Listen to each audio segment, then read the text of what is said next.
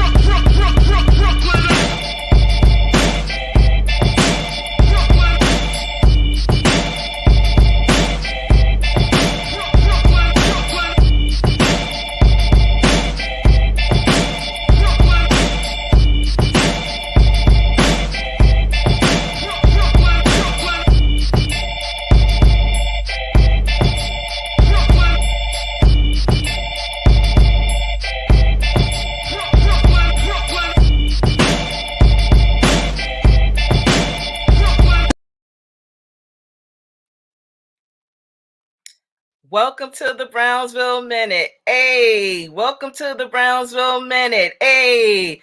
So, good evening, everyone. Welcome to the Brownsville Minute. We are back with another exciting episode.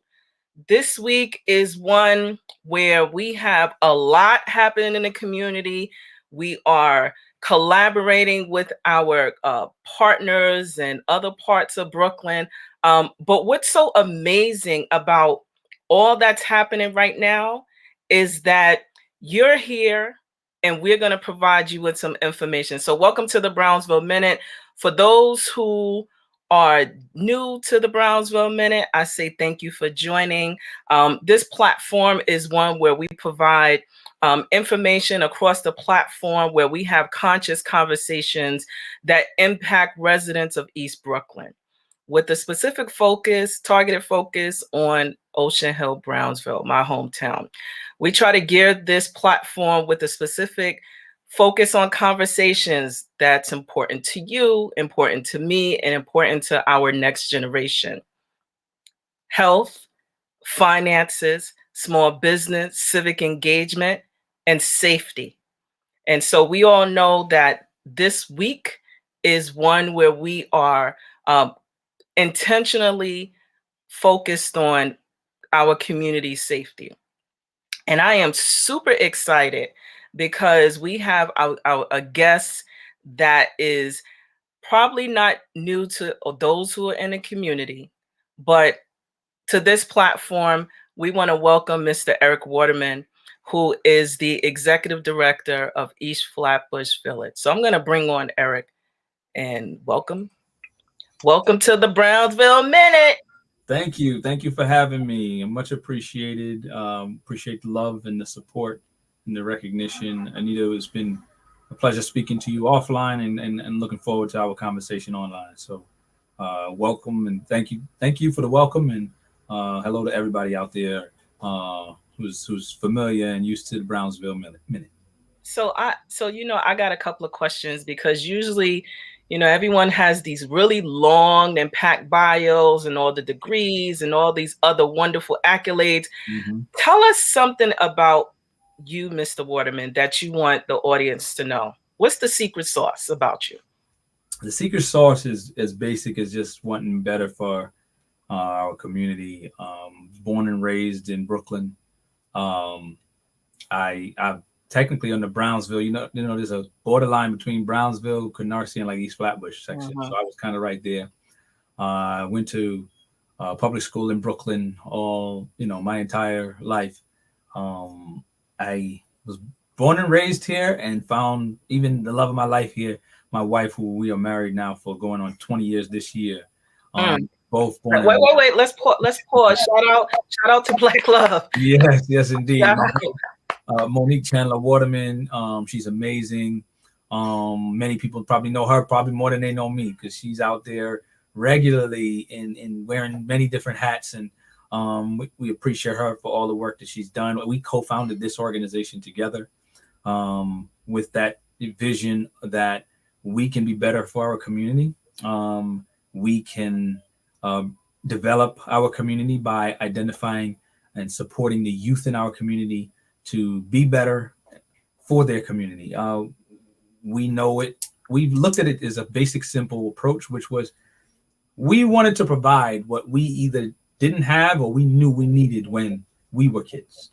All right. To the community's youth. And so that was our approach when we started a 24-hour daycare center, when we realized that families, the challenges from starting, 9 to 5 and daycare closes at 6 and you're running to try to get from point A to point B and you're hustling and bustling. It's just a challenge. And then also the daycares weren't offering our kids resources that we felt we needed and weren't teaching them and educating them. We saw a lot of that. And so it started there. And then where we had one of the youth in our daycare in the after school program actually get hit with a stray bullet while riding his bike well after school. So he's now picked up, he goes home, and there was violence that ensued in the community, and it was a shootout, and he got hit with a stray bullet, and he was kind of, confined and didn't want to really go out, and the family didn't know what to do. And while we were engaging the family, we realized they needed more resources. And so we decided to provide different resources, from sports and recreation programs to cultural enrichment programs, to providing anti-violence initiative approach programs, such as mentorship programs and things of that nature, and try to identify with those that were, yes, traumatized by the shooting, but those that were actively shooters in our community. And so while the bio, I don't litter in my bio with any degrees and all of that, I really focus on the work that we do and the work that we, I think, have been meant to do in this time. I think my accolades is in the results, right? Like that young man is, I think he just turned 18, or I think he's turning 19 this year. A really nice young man. And it was great to see him grow to be who he is now, when we know it could have been worse as a result of the trauma he experienced. And so we just wanted to be able to alleviate that for as many people as possible through the work that we do. And some of that is wraparound services for families and community members, because every family is different, every need is different, every trauma is different. And so I'm glad to be on here to speak to that and just talk in general and specific to the concerns and the needs of our community. And while we do a lot of work, and our name and title is East Flatbush, which is where it started, it's a village component, and we are everywhere. We were part of, I saw some of the footage of the Brownsville Collective that took place on the 73rd Precinct. We partnered with you guys with that. And we were there for the 7 days in the first session and the second session. When it was cold in the wintertime, we were out there just providing resources, opportunities, alternative, just options for our community members, but a lot of wraparound services, and also engage in our community, identify what are the needs that are there. We just can't sit on a perch and just kind of assume. We have to get on the ground and actually ask questions of our neighbors, because we live and are in the community. It's not something that's abstract or far off. So there's the work that we were doing. So we were great to partner. So let's jump right into, because you mentioned a lot, in that opening, and wanted to first talk about what this week is. This week is, has a, this week, not this month, is being recognized as a month where we are looking to save our community from violence. And I'm just, using it as a different term. Right. But what does that, what do the violence interruption programs look like, from what you specifically do, and how are you all connecting that to what's happening nationally? Because we know that, I'm not saying that it happens every day, because I always want to put that out there, because, if you turn on the news, if you pay attention to what's on social media, you would think that we're dying every second. Right. And it does happen frequently within our communities, more so, and probably others. But what are some of the programs, the programs that help to resolve, or help to, I don't want to say soften, but help to resolve some of what's happening? And the summer is coming, so everybody is like, oh, the block is going to be hot. So how do we deal with that? Right. So first, you mentioned what is this week and this month is Gun Violence Awareness Month. And so we are working and doing our best in our way to bring awareness, acknowledgement of the effects of gun violence in our community through our annual, which is our 11th annual Anti-Violence March, which is taking place this Sunday, June 6th, beginning at 3 p.m., assembling at Utica and Church and Utica Avenue. We had this march every year because while a lot of people march for different causes, we're not just marching, we're marching towards resources, towards jobs, towards health enrichment programs, that through partnering agencies and organizations, because we can't just say there's a issue and not try to bring remedy and or solution to the problem. And so this is our way to do that. I would say some would say a small way, but it's a fairly big event in which we're going to touch and impact anywhere between 400 to 700 people, just generally and randomly throughout the community by marching and bringing awareness around this issue. There's a mental health So gun violence in and of itself is obviously a public safety issue. It's a public health issue, right? So we don't chalk it up that way. A lot of times we just line it into crime. But if we look at it as a mental health issue, that's another resource that we're bringing to it. If we look at it like a housing issue, it's another resource that we can bring towards it. If we look at it like, employment and economic issue, that's more resources we can bring towards it. And truth be told is that's what it is. It's all of those things wrapped into one. It's resources or lack thereof, in which, and this is nationally, this is everywhere. We have an influx of guns in our community, and people who have challenges of all that I listed and more, that now use guns to remedy those situations in a violent way. And so I always tell people, if it wasn't guns, it would be something else. If it's knives, if it's, whatever weapon, that just happens to be the weapon of choice that is happening at a rate in which they're taking lives is astronomical. But the truth be told is the resources that are lacking, it speaks more volumes to the actual cause of the challenges of any individual group or what have you. So we do a lot of different things in terms of doing Occupy the Corner. This particular week, we do a series of Occupy the Corners in areas of hotspots impacted by gun violence. We were out last night at a hotspot on Glenwood Road, and there was a shooting pretty much while we were out there. And so we were able to reach a lot of different people and have an impact, but obviously more work still needs to be done.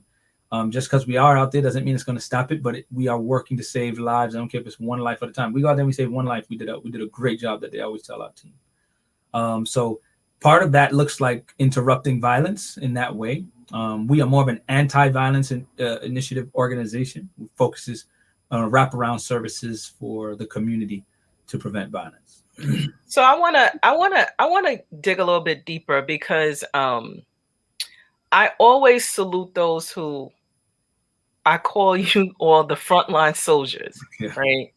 And the reason why I say that is because there are, I know of, particularly within Brownsville, there is we have Bevo, we have Elite Learners, and your organization are the ones. There are others, but your organizations are the ones that I know of. Mm-hmm. And I'm always in awe as to, you all are leaving your homes, your families, and are supporting the community to help with community. I don't want to say community policing. I'm trying to think of another term for it, but just like community support, Mm-hmm. right? Mm-hmm. And you're sacrificing, right? Things do happen, as you mentioned. What is that? Help us to really unpack. You're standing, you're going, and most of these organizations do overnights where they're occupying the streets, and that's a sacrifice. Yep. Could you give us a picture as to, what type of courage and of a soldier do you have to be in order to do that? And then the other thing I'm thinking about too is you have to really love your community. You have to love what you do in order to do that. Yeah. Love your community, love your people, love your neighbors. But you started out with family. A lot of people we talking about are family members, if not directly, indirectly. And so if you're unwilling to save them, then obviously this work, but a lot of work isn't for you. And there's a lot of trauma that exists, and people deal with trauma in different ways. I wouldn't consider it even courageous. I guess I never looked at it that way. I can appreciate though that sentiment or that recognition. But what we see is the potential. We've seen too much of the actual trauma, and I think that the fact that families are continuously dealing with this trauma, if I can do anything to prevent that agony, that loss of life, that enrichment, to be able to support somebody to make a different decision, then I'm going to do so because I think it is of great benefit to obviously community member, that individual or those group of people. So I guess I look at it that way.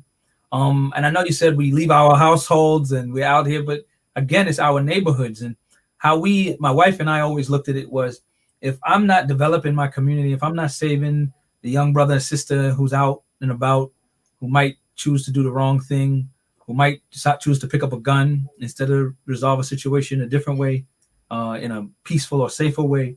If I'm not willing to do that, then I'm really not protecting my family also, because our kids grow up in the same community. They're on the same buses, they're on the same streets, they're going to the same stores, they're in the same programs.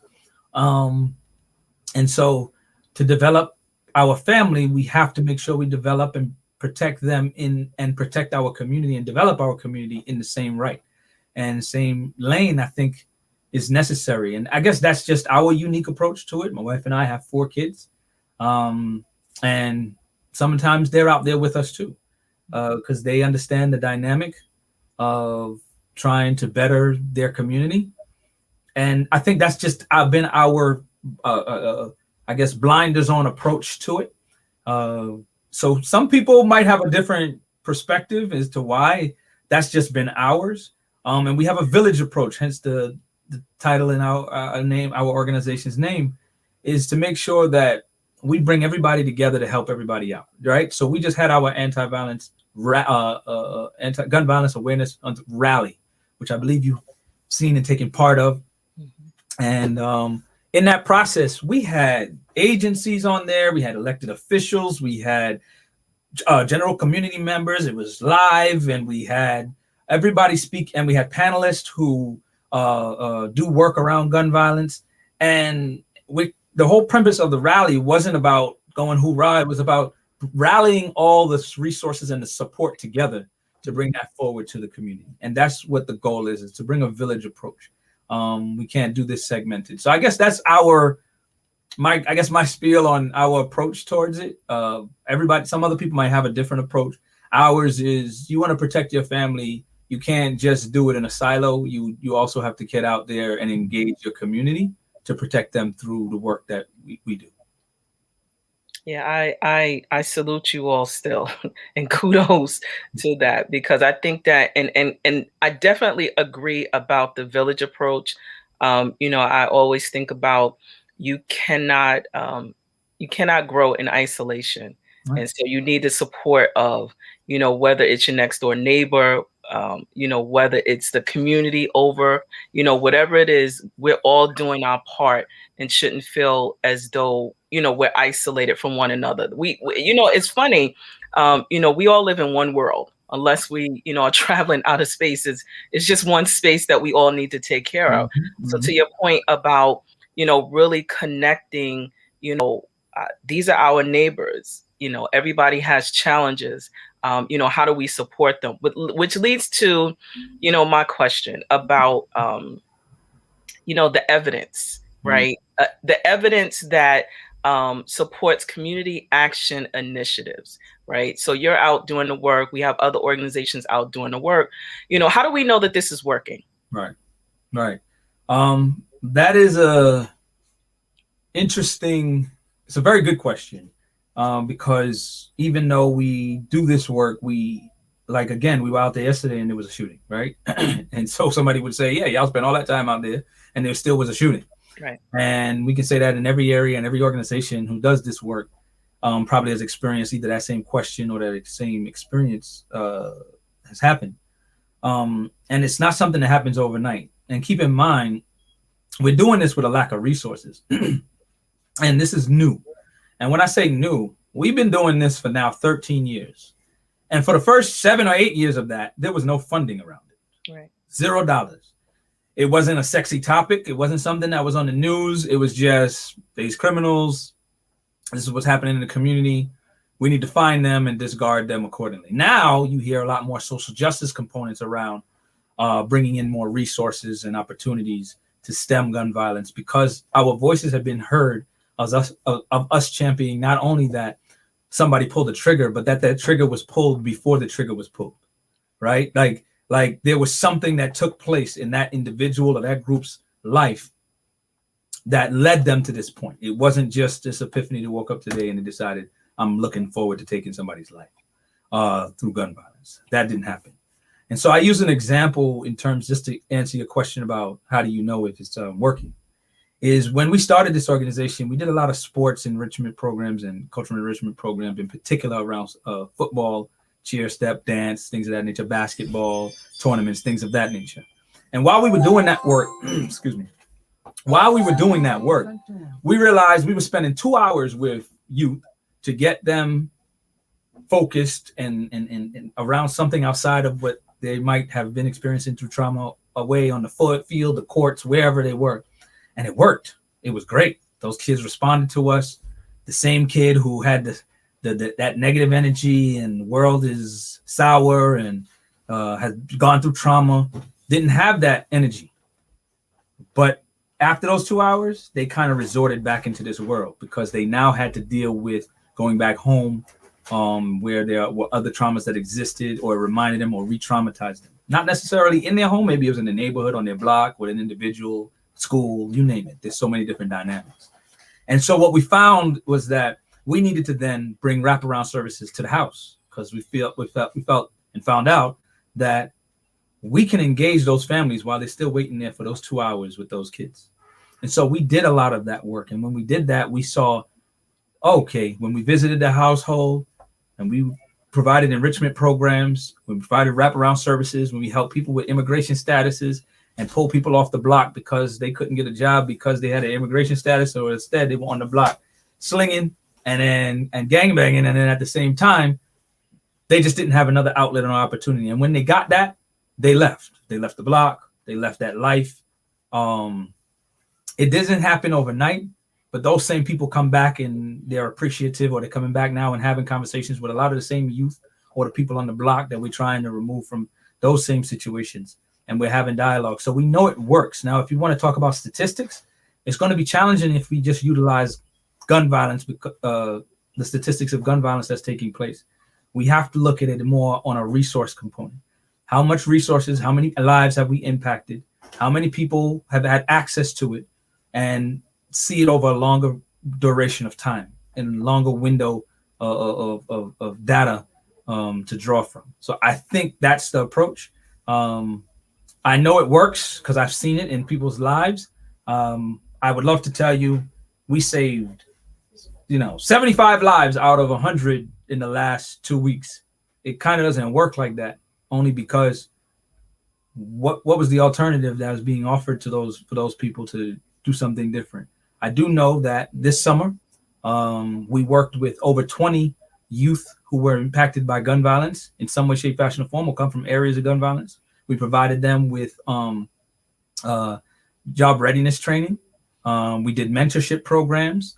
We engaged. We formed a coalition with them to engage their own community members on the blocks where they have been impacted by gun violence in some way, and got them to be their change in their community. And those same young men and women have continued to do that work. So if I had to put a number to it, I know I saved, or we saved, and they kind of worked in their own savior of 20 lives this summer.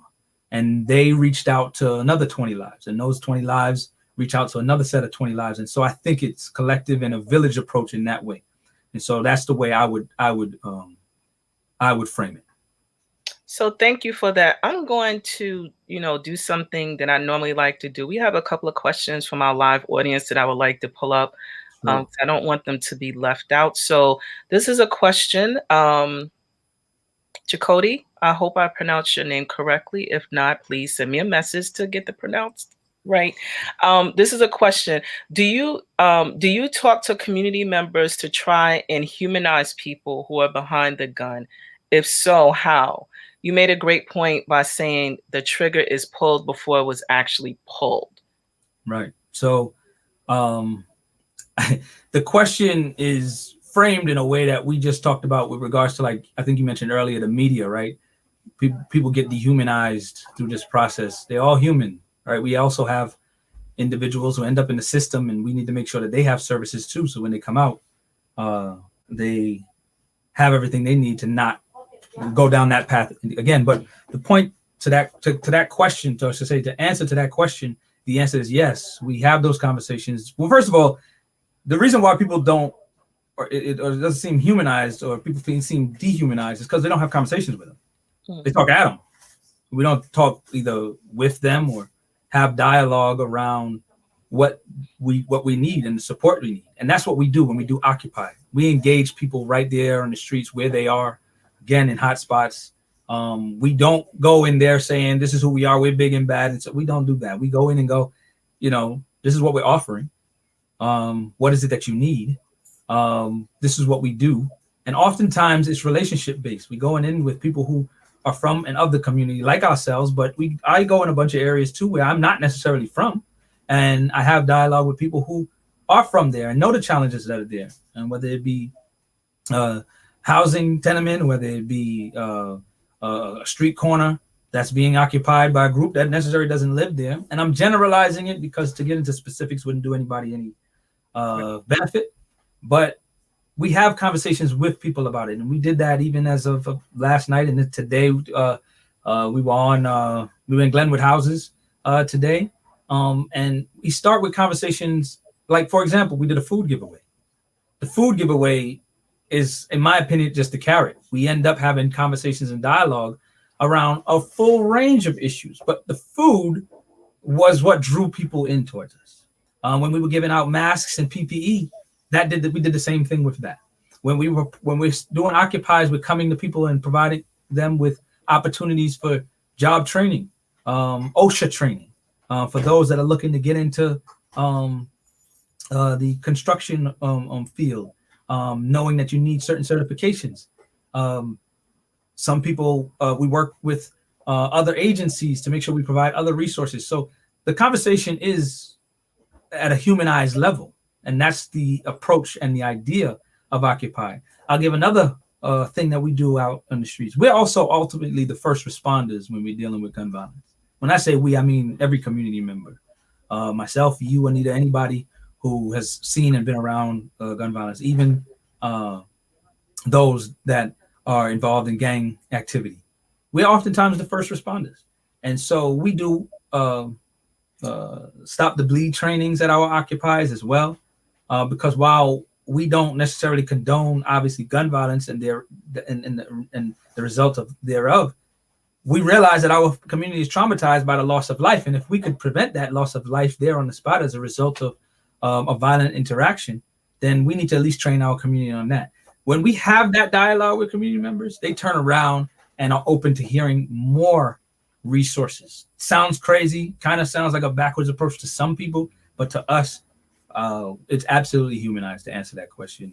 And we don't dehumanize anybody. I think that happens through the dynamic of the media and it seeming like it's an abstract issue for a lot of people. But for us, it's happening right around us and we're living it every single day.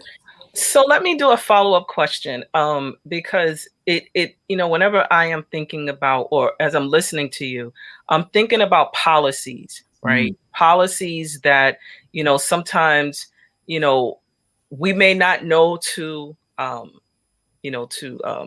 what's the word I'm looking for, to ask for, So what policies can promote public healing, community healing? Just from, if we had to go to some of our elected officials, like what would be your wish list for community healing? Because, connected to all of this is trauma. That's the thing. How do we heal our community from these things? But also, fortunately, they have to be embedded in some sort of a policy. Right. So there's, as I mentioned earlier, the trigger is pulled before the trigger is pulled. But that comes with the idea that there's a trauma that exists. So I always tell my staff, there's no such thing as a big problem. There's a small problem that wasn't addressed. And so now it's become bigger and out of hand, and now we can't handle it. And that's the same thing, in my opinion. I don't care how big the problem is. It was small at one point. And the trauma, while a trauma might not be gauged as being small or large, it's real for that person. Then it becomes exorbitantly more impactful in that person's life and they are going to react and respond to that trauma in the way that they feel, right? Like if it's a really young kid, you see them acting out in school, you see them acting out maybe at home, and if it's not addressed in a professional way, in a way that can solve the problem, it's only going to exacerbate with other issues that are going to stem with just them maturing over the time in their lives to adulthood. And so I say all of that to relate those steps and those things in there to say we need mental health first aid responders, if I had a wish list, to make sure we can have people out there on the grounds with us when we're doing either occupies, when we're doing those first responders that are out there. Oftentimes the police are the first people to show up. We need to be preventative. We need funding for preventative measures. The work you heard me listing is really preventative. The only thing that we do that's mostly reactionary is really the shooting responses. The shooting responses are really to just bring awareness to what took place, remove the normalcy of it, because people tend to get complacent and, shooting will happen and they'll walk right through the tape, right through the blood, right through the, the bullets, and as if, they're going to and from work because they become numb to it. And we don't need that, because that's the worst thing that could happen. You become numb to it and it just becomes this thing that's of acceptance. But everything else is proactive, and we have to be able to have conversation around the work that needs to be done from a funding standpoint to be able to be proactive. It takes more money to be reactive. I'm not for or against. I'm not getting into a whole political conversation around defunding the police. That's not my thing.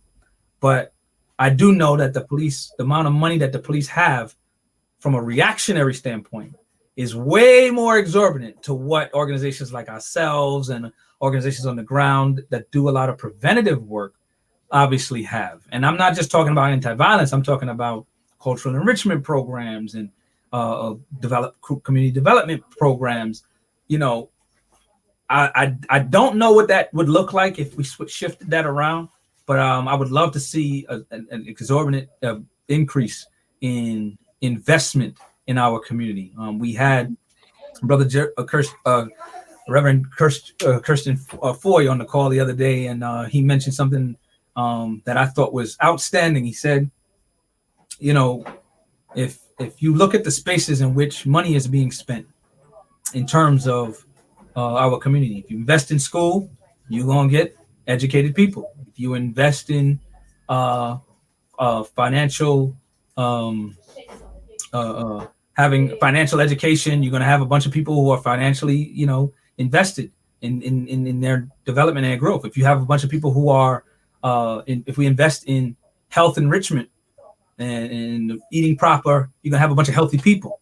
And so I'd say if you can invest in anti-violence groups, you're going to have probably less violence. And so that's what I think from a policy standpoint, to answer that question, is the best approach or practice. So I'm going to just put up, you have a number of just statements about prevention is better than a cure. It's nice to start at the root so the plant or the person can prosper. And then, hey, Kiana says that normalizing mental health and support in the marginalized and under-resourced community, it takes a lot of money. It does. But to your point about, if you look at a budget, an overall budget, and you can slice off a couple of million, maybe two, maybe three, right, that can go towards, organizations that are actually on the ground, what would that look like? Reimagining, because we've had in different spaces, what that would look like, reimagining what public safety looks like within a community. Yeah, I would say let's make sure we meet people where they are and put the money where people are, but also give the money to those that are doing the work on the ground. What tends to happen, as I think somebody posted up there, marginalized communities are marginalized, and the reason why the even word marginalized is used is because we're talking about budgets. We tend to see that they don't make up, they're not looked at as somewhere where they're willing to spend and invest. Again, we keep saying the investment. We need to talk about the investment those communities. And that happens where we're making sure that we have social workers and first aid, mental health first aid, first aid responses and training. You don't have to be a clinician to get those trainings. We offer that. We offer it for free. We didn't have any money, and we found a way to partner with an organization to do that kind of work. And so if you add resources to it, wow, how many more people can we get to? And so you want to normalize something. That means majority of the people have to know and be able to receive it and have access to it. And then you have to make sure that there's enough money to be able to do that. And so to kind of answer both of those questions, or react to the statement and answer the question about what it looks like to reshape it, is making sure that we have counseling services where that is being received. It's normalized. It's okay. You know, you hear Jamani all the time saying it's okay. It's to be not okay. Because then at least once you've said that out loud and people can hear that, now we can start to have a conversation on the issues. But if we don't know there's an issue, and a lot of people are suffering in silence. And so when they suffer in silence, what tends to happen now is the only way we hear it is when that volcano explodes, when their trauma becomes something that's unmanageable by them, and then it comes out in another and manifests itself in some other way. And unfortunately, that can happen with gun violence, and it happens in domestic violence, and it happens in youth. It happens at every age and every color and creed. It doesn't matter. Nobody is exempt from it. Money won't solve all the problems, but it definitely is going to allow us to get access to begin preventative work, to begin assisting our people. So I'm just throwing up, Kiana again says, right, access is key. And it's just really, echoing all that you stated about, just really having community partners, money, right? Because we always say resources, but I just say just money, because things cost, right? Yeah. We want to act like things, we got to pay light, we got to pay staff, we got to pay, whatever it is, those things cost in order for us to, create a realistic solution within our community. So I, totally agree. We're coming up on our hour, and it's always so interesting how time moves so quickly. What's happening this week with your organization? So I know that I'm going to show it again in our community announcements, but I know that you all are having a completely full week. Like, so for example, tomorrow you're having a virtual job readiness, and then you have like something that's happening on Friday that specifically deals with parents, teachers, and students for mental health. So what else don't we know that's happening this week? Because it's a lot happening. So we did the virtual rally. We're also doing our anti-violence march on Sunday, which I mentioned a little earlier, which is taking place at 3 p.m. on Utica and Church Avenue. We're marching towards resources. So I implore and encourage everybody to bring friends, bring everybody to come on out there. If not for any other reason, to just be present, to stand against gun violence in your community and make a stance. We'll be walking in impacted areas of gun violence, the most recent, and then hotspots, places in which we've done our occupies. You mentioned through our Stand Mental Health Initiative, we do something called the Parent-Teacher Check-In. Now, we actually formed this Parent-Teacher Check-In based on the pandemic last year. So we are on I don't want to say the wrong week, but I think it's like week 57. So it's over a year now of doing this Parent-Teacher Check-In. And we have social workers and mental health clinicians on the call. And we talk about different dynamics, because what we found was families had hardships and just schools closed. They don't have jobs now. Everybody's in seclusion for the most part as a result of the pandemic. And so we had so many different dynamics that as a village, we should be having a conversation. And through a traumatic situation, in normal times, we would have probably had some kind of a forum or some kind of a town hall. And since that couldn't happen, we had these virtual workshops, and we were able to work with a lot of the families, in particular in the schools that we have programming in. But then outside of that, expand it on to the larger community.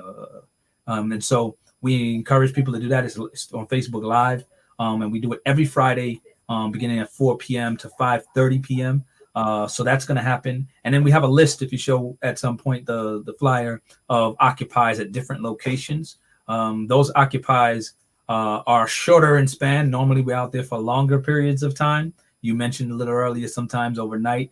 What we found when we used to do Occupy over 5-6 years ago is we used to be out there from 10 p.m. to 2-3 o'clock in the morning. What we found last year is shootings were taking place 11 o'clock in the morning, 2 o'clock in the afternoon at the bodega. It was out in the open in a way, and brazen in a way that we felt we can't wait until what we thought was a prime time to meet people where they were. We decided to come on out at any time throughout the day to be able to engage our community. And so that's been impactful. So that's the work we're doing this week.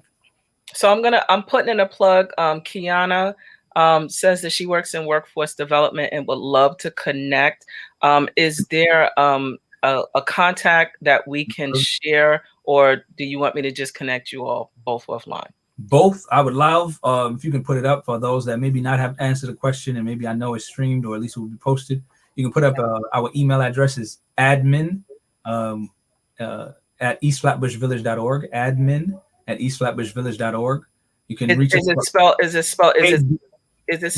Abbreviation of administration. So ADIMIN, ADMIN, admin at eastflatbushvillage.org. So our name of our organization.org. So you can email there.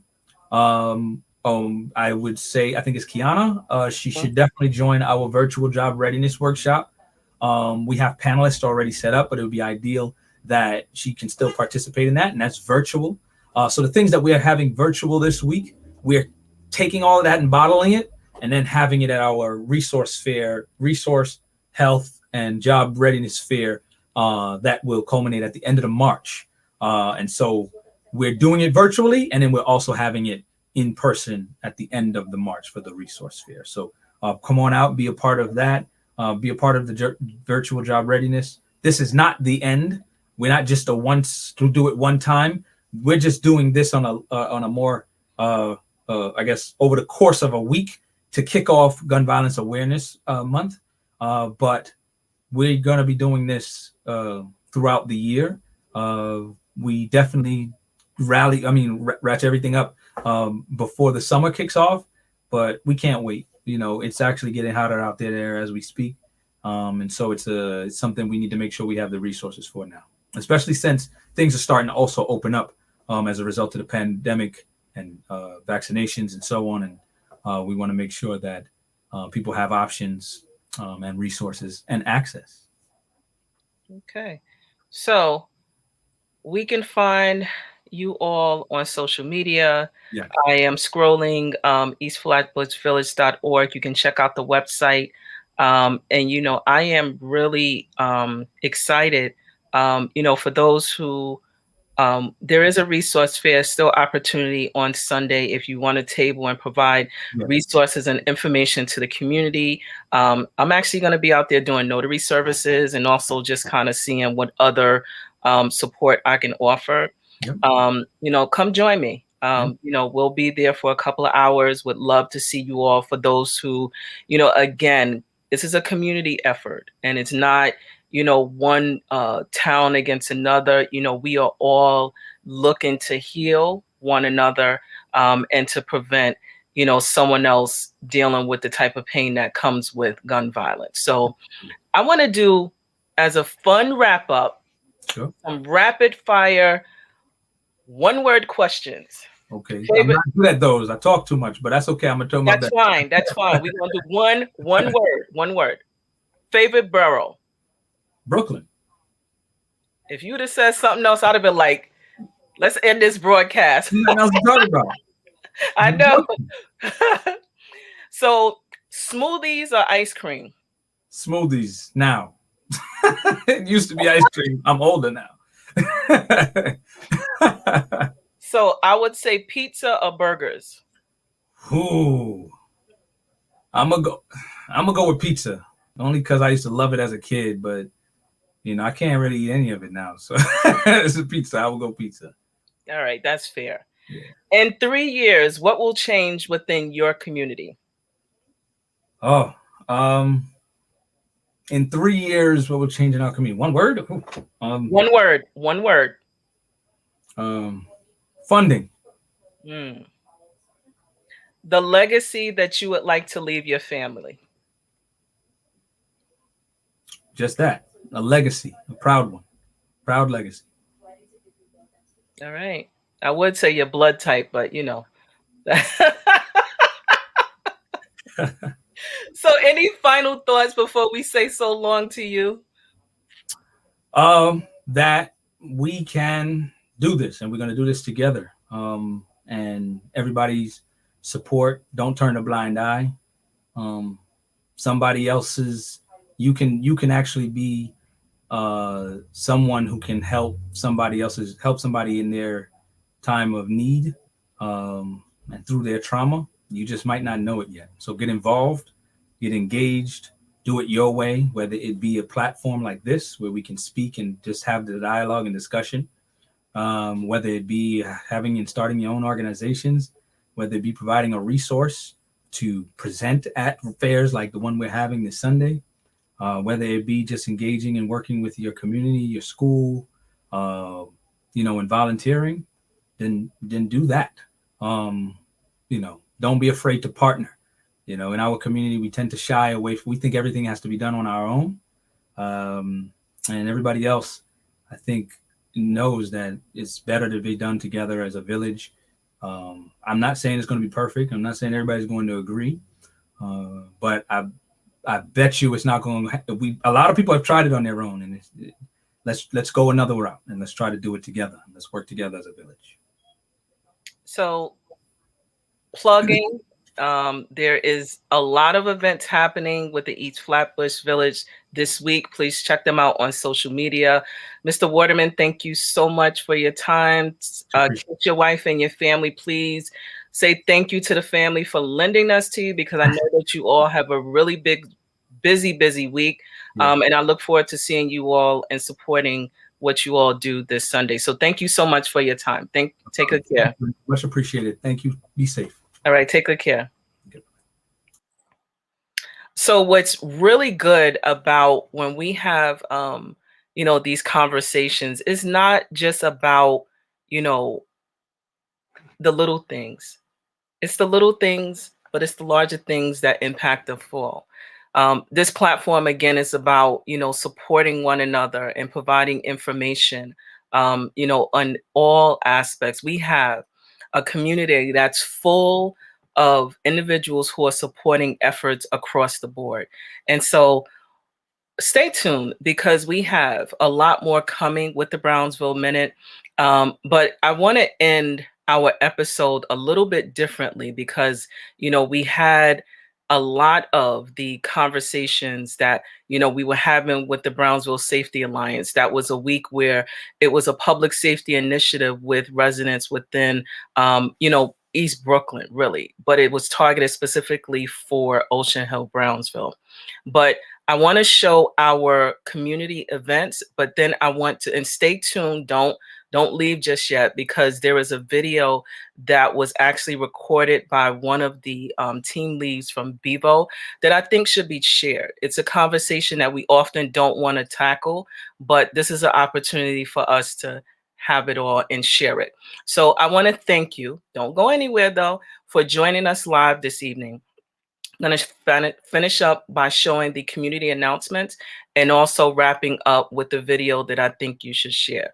Please check out the Brownsville Minute. We are going to be live again on June the 10th, where we are going to be talking about fitness and community healing. So stay tuned. Thanks for joining.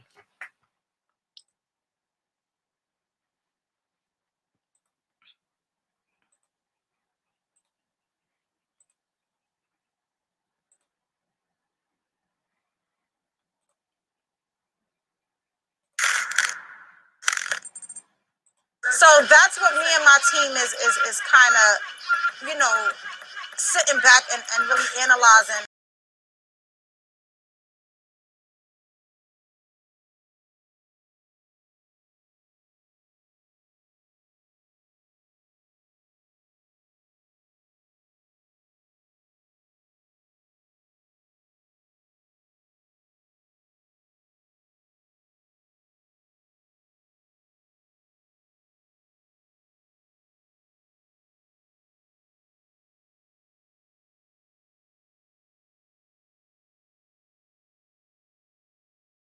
It's like, okay, well, what do you have to offer? So I think just figuring out that and having those, like I said, uncomfortable conversations to really talk about the work that we do and how we can do it effectively, capital effectively, right? Mhm. This is my first day. Okay. Okay. I guess like our time. Right. And one of the things that I noticed is that a number of residents that they stop by, so they're not taking information. Right. Mm-hmm. Got it. And I noticed that most of us like, do I have to sign anything? Mm-hmm. And so I don't know if we instill in our community members that it's people, right, the information that they have to give up their personal. Okay. Okay. So while we're just offering to put stuff in the bag about, you know, some of the resources that we're aware of, right, I don't know whether we have to train our community that every time they see a table, absolutely, that they have to provide information, like their personal information. Got it. Really got it. Got it. Got it. So that's the only thing that I can personally offer. Okay. For my, you know, first day. Got it. Today. Got it. Perhaps you want to think about how we provide support services. Right. Absolutely. Take something and right. Okay. Because I know overall we want to help the community as well. But I guess for me it's because I work with the young people, right? And it's about us not being here tomorrow, right? And being able to make sure that they're set up for the future, right? When we talk about really breaking the generational curses, right? And I was having that conversation with somebody because that's what it's about, right? Making sure that we teach our kids about credit, about bank accounts, about, you know, saving their money, you know, about healing with trauma, right? Because a lot of our kids are hurting and how they deal with that, right? So I think having those particular resources out here and actually engaging with them and not being afraid, because, you know, as they say, you know, us as older people or parents are afraid of their children, right? So changing that narrative that we are not afraid of you, and not in that aspect, but we want to help you, and we want to help you because we look like you. Right. The other thing that's like my biggest thing is that, you know, we have to make sure that we're bringing the young people. Absolutely. Absolutely. We gotta bring them to the absolutely. Right. Conversations around. Right. Engage. Right. Right. Right. Right. Right. Right. We gotta show, like, we gotta be real examples. Absolutely. Part of my frustration is that whenever we say that we're providing, to your point that you said earlier about how folks say that they're going to come out, right, and they don't feel or they need the recognition or whatever, you got to bring them to the table. Right. Just reassure them that they do have a voice, right? And what how they feel really matters, right? Because sometimes we feel like because we been through certain situations, right? We know that the world is just, you know, a merry-go-round. Everything happens over and over again. But it's really the outcome, right? Because me and you might be going through the same situation, but your outcome might be different than me, right? Or whatever situation you're going through, maybe I'm strong enough to handle it than you are, right? It's not going to be the same, absolutely. And that's the whole thing as well. Just showing them, yeah, we might have been through it and we understand that the outcome might not be the same, but let us at least guide you and help you, right? But not tell you what we need you to do, because they have a voice too. And even as parents, right, growing up the way that we learn is like, you got to do this, or you got to go to the store when I tell you, or you got to pick up this. But they're human too, and they have feelings too, so why not treat them as such?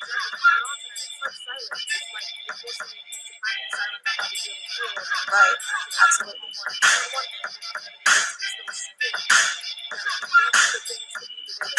Right.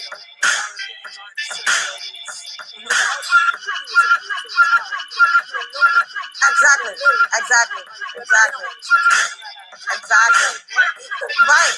But then you have these 17, 18-year-olds that don't want to live, right? That they are going through so many issues, and you're looking like, wait, you're 18. What could you possibly be going through that you just can't take it no more? Or you know what I'm saying? So I think just again having those uncomfortable conversations with all of the organizations to say, how can we support our young people and not really tell them what we need them to do or what we want for them to do, or what we feel that they is exactly is best for them. Right, exactly. And just be there, like you say, as a parent, right? When you're making mistakes, I have to let you fly, right? But I'm gonna always be by your side to pick you up. And it's the same with our young people. They're gonna screw up time and time again. I feel like the average when you helping to change a mindset, it's at least 3 to 4 years, right? To help cut those layers off, right? 3 to 4 years. It's not gonna happen overnight. It's not gonna happen in a week, because you have to help them deal with the hurt, the pain, the trauma, everything that they've been through. So you can't expect them to just go like that. So I think it's just inconsistency, right? Not just coming out for just 1 or 2 days, making sure that we out here before the problem, after the problem, in the middle of the problem, we just there along the way. So exactly. Right. So I don't know about y'all, but every time I watch that, the ending of that video, I get chills. So shout out to Nessa from Bevo, you know, who was willing to have, you know, that really, you know, dope conversation with us out there. So again, more to come. You know, stay tuned for the Brownsville Minute. We are really excited to have you join us. And I say good night. Thank you for joining, and check out the community announcements. Thank you so much for joining. Sending you all virtual hugs and kisses. Until next time.